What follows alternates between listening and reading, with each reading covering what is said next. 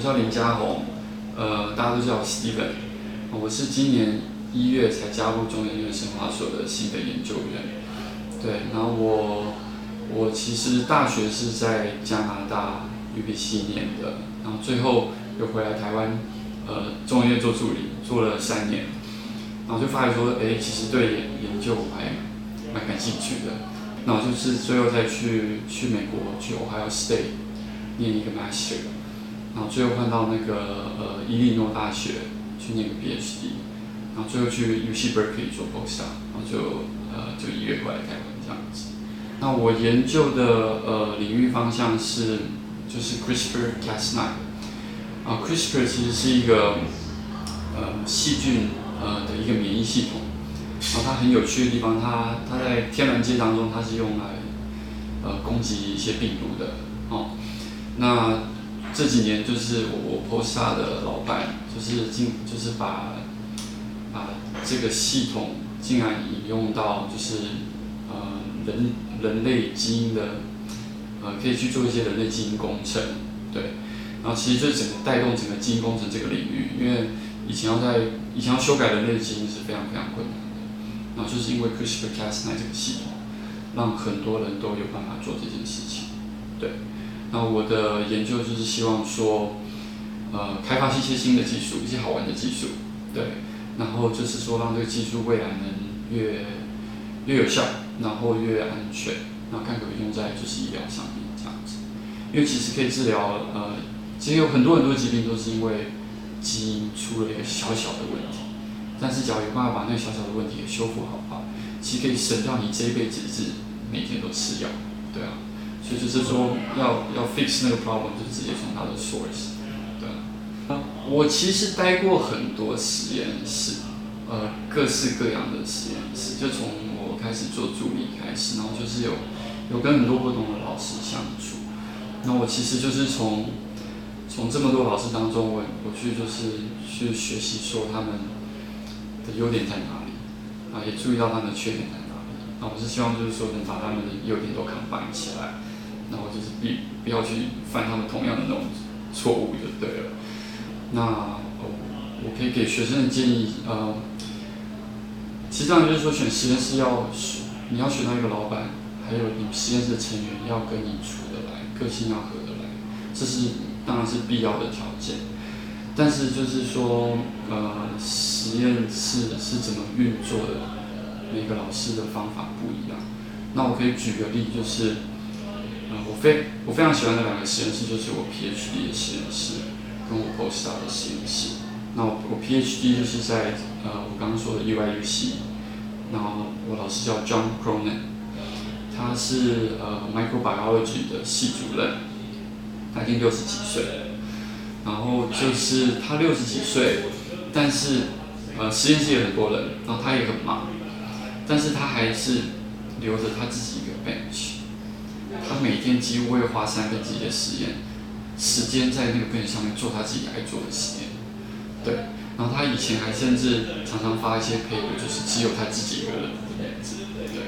然后他很喜欢就是玩一些各式各样新的东西，然后有趣的话他就把这个东西把这个 project 转给学生去做。然后他管理实验室的方法就是，我们虽然人很多，但是每个人都有很明确的 project， 对。然后他是不容许就是实验室内有互相竞争这件事情。然后他希望说每个学生或者 postdoc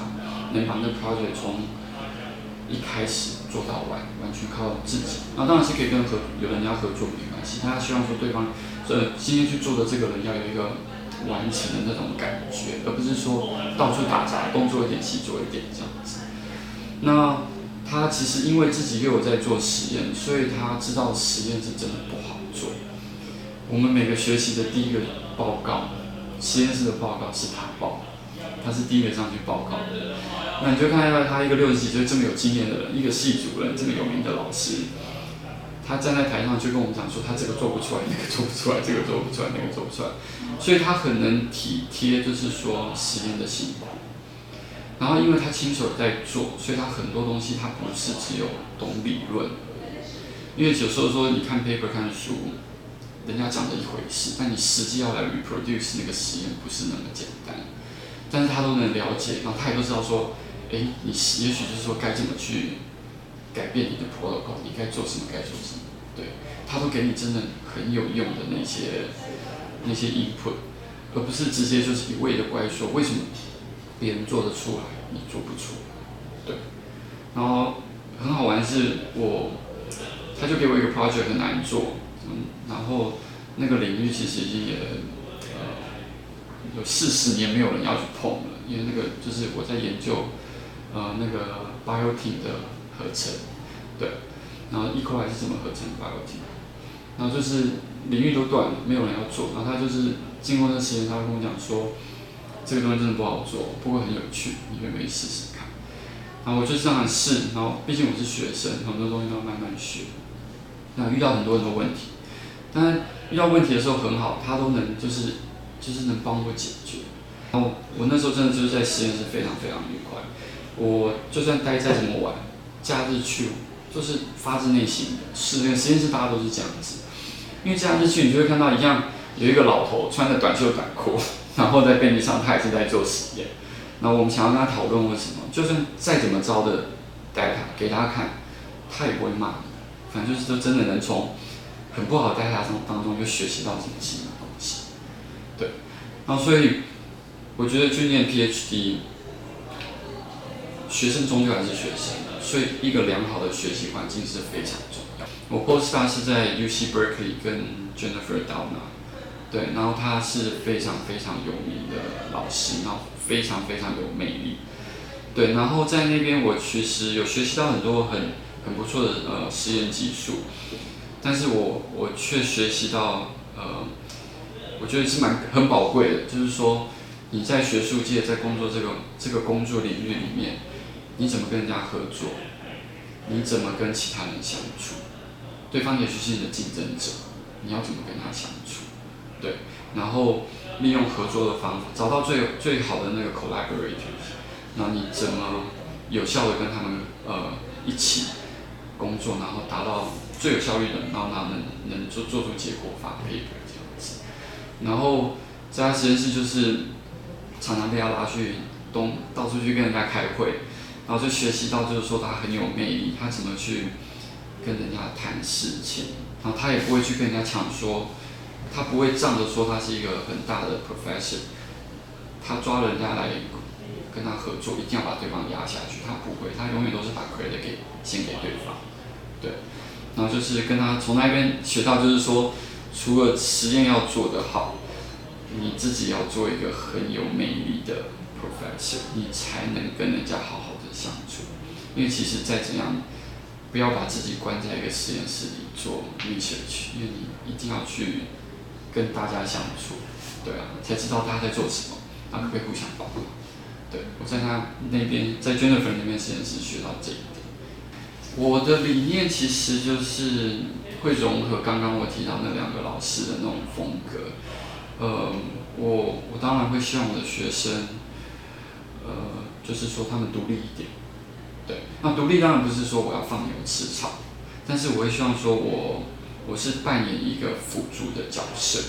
因为我觉得某些程度上独立是很重要的，因为这些学生未来会去做 postdoc。postdoc 完之后，也许会进公司也好，或者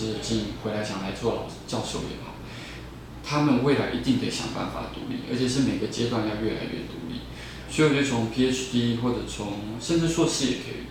就是开始养成那种就是有办法独立思考，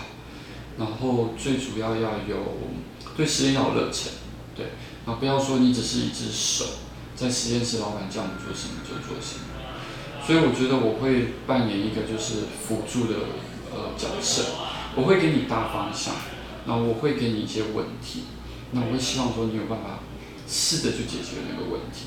对，那当然不会就丢的全部都交给你，但我会说我会帮你，但是我会稍微 push 你的能力，让你就是有成长的空间这样子。独立做实验有个好处就是，你有时候我做老师的。我也会，我的观点也许会卡在某个地方，我没有办法看到其他的东西。但是只要你有办法独立思考的话，其实我非常欢迎学生，就是说，来告诉我说我的想法是错的，他觉得应该怎么做才对。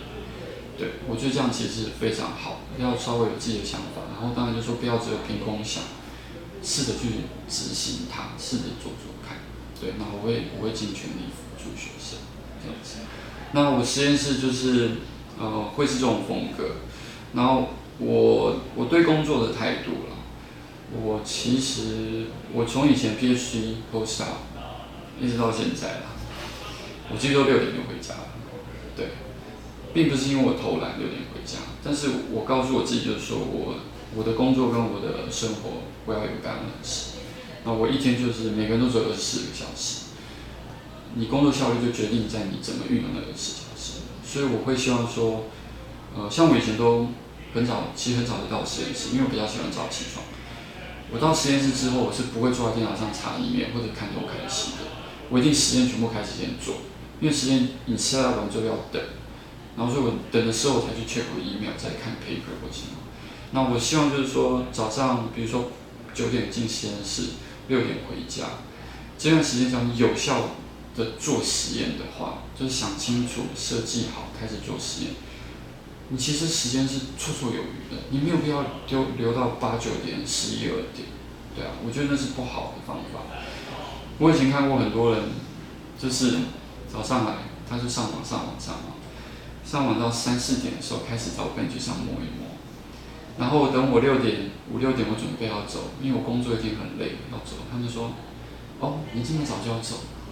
对啊，但是我很想回答说，我已经做很多事情，你才现在才开始做。对啊，所以只要今天有个学生一整天都在摸到下午才开始有做实验，然后跟我讲说他做到11、12点，我这个觉得这个学生工作一点都没有效率。对，然后他只是牺牲掉他其实下班之后的他其他的办法，对啊，所以我会非常讲求效率。